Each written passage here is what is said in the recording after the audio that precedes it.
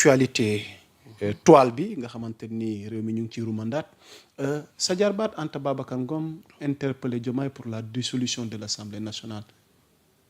À quelle fin et lan nga ci xalaat. Je lui ai posé la question. ndax jàpp nga ne assemblée bi dañ ko war a dissoudre. non mais c'est-à-dire que xam nga bu ñuy dissoudre day am motif. logiquement. waaw quel est son motif. ou parce que c'est Pastef qui domine outrageusement l'Assemblée nationale. ou parce que dafa am benn en tout cas je ne sais pas budget boo xamante ni qui va contre les intérêts du peuple ñu ne lii bu ñu ko voté musiba la nañ censurer le gouvernement comme ça se fait en France.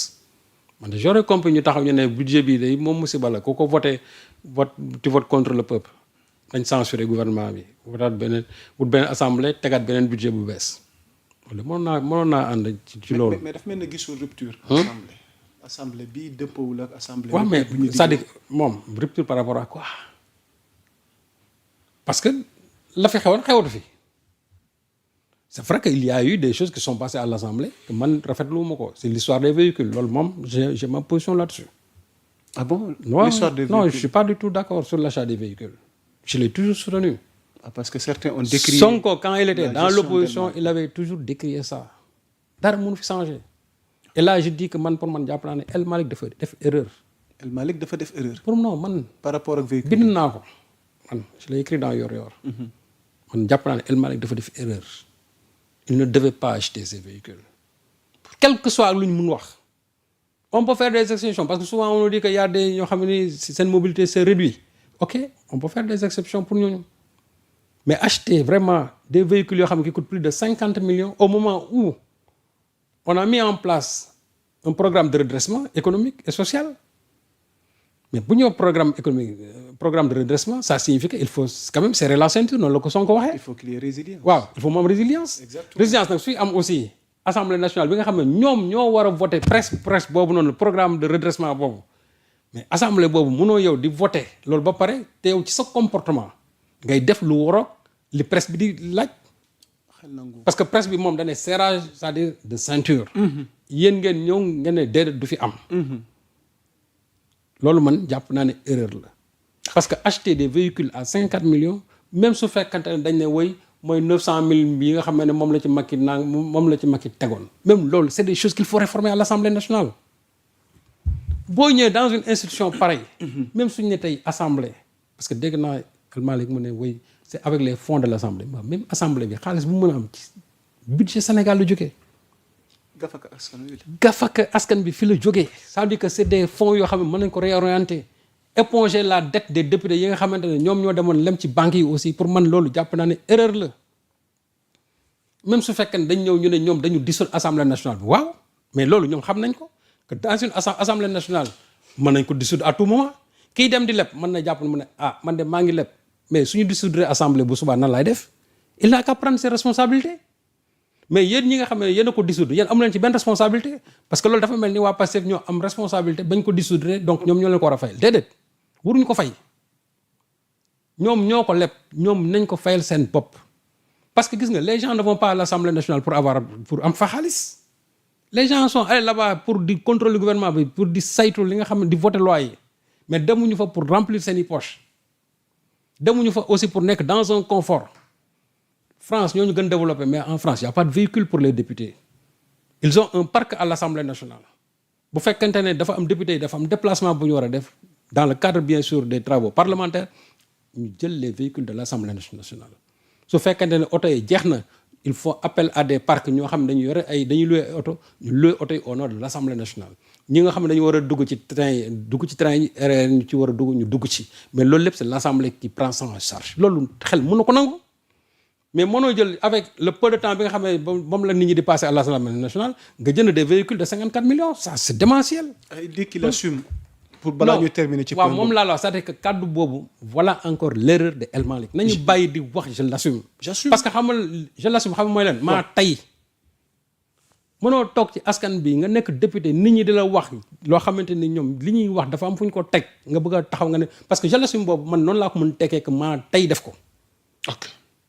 alors que loolu warul nekk loolu warul nekk réponse am gis nga boo nekkee ay nit da ngay déglu li ñuy wax askan bi li ñuy wax c'est important. Tu es le président de l'Assemblée nationale mais déglu li askan bi wax xoolal encore sur le passé tegal vidéo Sonko yi ba Sonko di wax sur l'histoire des véhicules des députés. parce que dogguma la sëñ Saliou ñu bëri fi mu ne ni porteloo nañ Sonko maanaam coowal assemblée bi te moom sa position est contre avec ce qui se passe actuellement à l'Assemblée. moo tax allez comment comprendre un El Malick qui est du camp de Ousmane Sonko mais pose des actes en contradiction avec la logique d'Ousmane Sonko. Et puis ces véhicules qu'on achète là ça gis nga Macky Sall bu ko doon def et c'est là la rupture c'est ça la rupture dañuy ñu ne Macky Sall moo fi institué loolu mais il faut rompre ça. Assemblée nationale dañu doon wax naan le président de l'Assemblée nationale 10 000 litres essence la doon am bon j'ai entendu un autre député mu ne léegi El Malick 5 000 lay am mais man jàpp naa ne même 5 000 litres essence par weer bëri na soo ñëwee en tant que président de l'Assemblée nationale nga ne 10 000 litres woon man 1000 litres laa soxla par weer kenn mënu ko fi daw ñun xam nañ véhicules yi mënuñu daw loolu 1000 litres laa soxla nga wàññi 9000 litres 9000 litres yooyu am na fu muy dugg man j'avais fait même le calcul de ce carburant annuel. waaw 10 000 litres par weer ko daan am sur le mois ñaata 120 000 litres. boo ko calculer de multiplier par.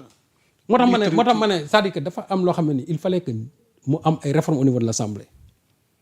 Le président de l'Assemblée nationale a en tout cas sous le régime de Macky 500 millions la ñu amoon fonds politique c'est-à-dire 40 millions par weer loolu yow soo ñëwee en tant que président nga ne mais il faut faire des ruptures le président de l'Assemblée n'a pas besoin de ça.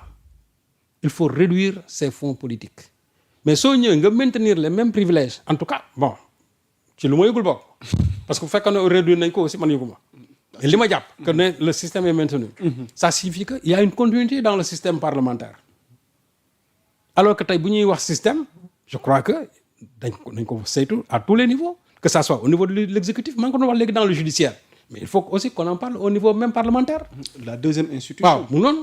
Donc si j'ai dit que le système se trouve dans le judiciaire mais dans le parlementaire aussi le système est toujours là parce que pratique yooyu les véhicules là ça c'est les pratiques du système Macky du système de Wade. Alors qu'est-ce qu'il faut vite faire sëñ Saliou parce que ce qu'il faut faire c'est qu'il faut enclencher encore des réformes à l'Assemblée nationale diminuer les privilèges yi nga xam ne moo am au niveau de l'Assemblée. Cette histoire des véhicules là nañ ko jël ñu teg ko de côté moi gis nga lépp loo xam ne dafay jëm dans le confort des députés je suis pour mais quand on est dans un pays où on nous a dit avec le programme de redressement que nous voulons redresser ce pays mais nañ nit ñi takk seen digg ba yàq gi parce que Ousmane Sonko bu demee ba ne même dans les administrations foo dugg fekk fa benn télé nañ ko dindi foo dem fekk machine café mais kiy wax loolu kon assemblée bu ñu ñëwee ñu ne dañuy jënd par exemple plus de 165 véhicules ñu bëgg ko jëndal ay député bu ci nekk ëpp na 50 millions. En tout cas xel nangu ko. mais dama ne loolu nit mënu El Malick ne devait jamais le faire.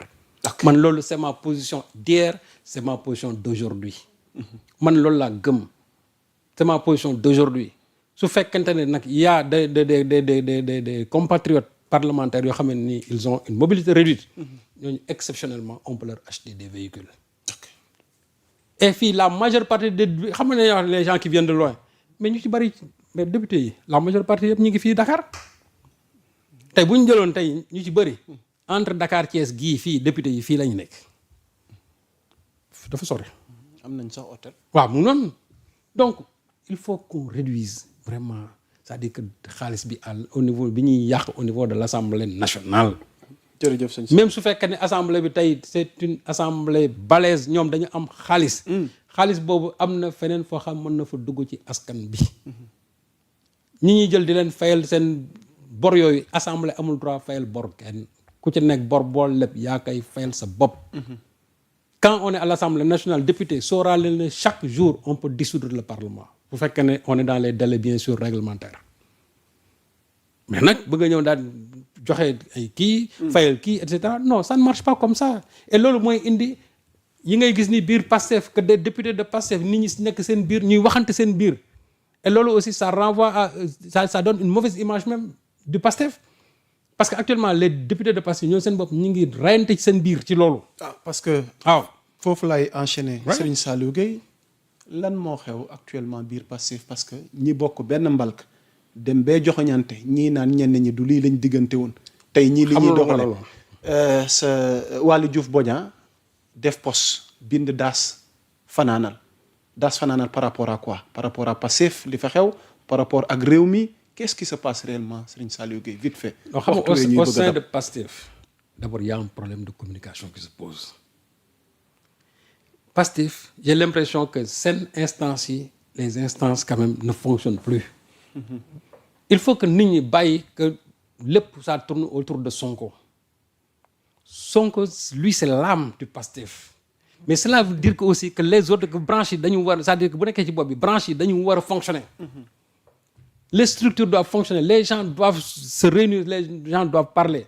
Parce que cette histoire des véhicules là bu ñu toogoon seen biir toog waxtaan ci dans le parti mais dinañ ci am position. xam nga boo gisee à l'époque Mamadou Dia bu doon wax naan la primauté du parti même sur l'appareil d'État. Parce que moom jàppoon na ne lu ñuy wax lu ñu war a def par exemple Assemblée nationale ñoom dañ ko war a toog seen biir parti waxtaanee ko ba pare loolu mooy indoon bañ ne dañuy censurer Mamadou Dia mu ne leen est-ce que c'est la position du parti.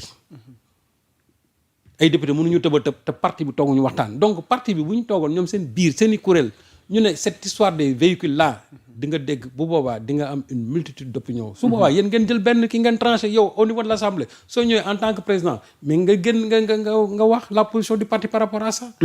Mais nag tu prends une décision unilatérale. ci la ma yaakaar. Et puis ñuy wax nga ne je l'assume man sa baatu je l'assume la wax dëgg yàlla baat la boo xam moom rafetluwuma ko ci dara. amu foon place. non parce que xam nga je l'assume moom foo ko waxee rek. foofa moom mën nga ko tekkil ne maa tey li ma def. te loolu ça ne fonctionne pas comme ça boo nekkee ay nit da ngay déggu ak ñoom di waxtaan ak ñoom. parce que nit ñi aussi ils ont leur opinion par rapport à ça man gis nga opinion bi ma ci amoon sous le régime de Wade. sous le régime de Macky dama daan def même calcul yi nga xam ne li ñuy yàq par at. kooku dinañ ci ñëw. waaw ci xam naa jotaay yi waaw ñëw pour ñu donc nag su fekkee ne tey dañuy wax ne presse dafa am. man j'aurais compris ñu ne assemblée nationale day ñoom day dinañ fa économiser léegi par at 5 milliards 6 milliards wala nangam ñu ne y a des efforts qui ont été faits mais si c'est le même système de Macky qui est reconduit c'est le même système de Wade qui est reconduit. Ça signifie que assemblée nationale ils sont dans la continuité. et puis foofu. ci point yi mujj yi sa jigéen sunu consoeur Binta Diallo dinu xamal par rapport à ce même système que aujourd'hui il y a une relation très profonde entre Macky Sall et Diomaye d'ailleurs même ñu naan Macky mooy coacher Diomaye te tey ñuy gis ni Diomaye wala tey régime gi ni muy doxee daanaka waroowul ak li fi newoon démb Serigne Saliou Gueye. xam nga yoreel bindoon na fi Diomaye le nouvel homme fort du système. waxtaane woon nañ ko fi. waaw bindoon naa fi. Pourquoi nous on l'avait écrit. Pourquoi Serigne Saliou Gueye je te repose la question. On l'avait écrit. Parce qu'on a vu que li fi système bi bàyyi woon léegi moom la Diomaye di pérenniser. D'abord li ma fi doon wax léegi le système de la justice cette justice là qui continue toujours dans les mêmes ci la mu nekkoon. Et en plus de ça aussi le fait de vouloir réhabiliter les gens du système. Transhumance bi comme bi commencé avec la coalition Diomaye parce que coalition Diomaye c'est ça bu ko gis xam ne transhumance ña fa nekk yëpp c'est des transhumants et puis ñoom ñëpp c'est des gens de Diomaye et en plus la reddition des comptes aujourd'hui c'est au ralenti.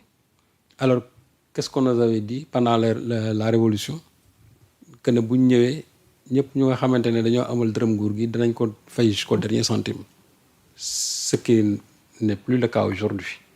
En tout cas ni ñu gisee muy doxee nii avec cette flopée de liberté provisoire avec cette flopée de cautionnement avec cette flopée de contrôle judiciaire man jàpp naa ne système bi ba léegi ñu ngi fi. Quand on parle maintenant de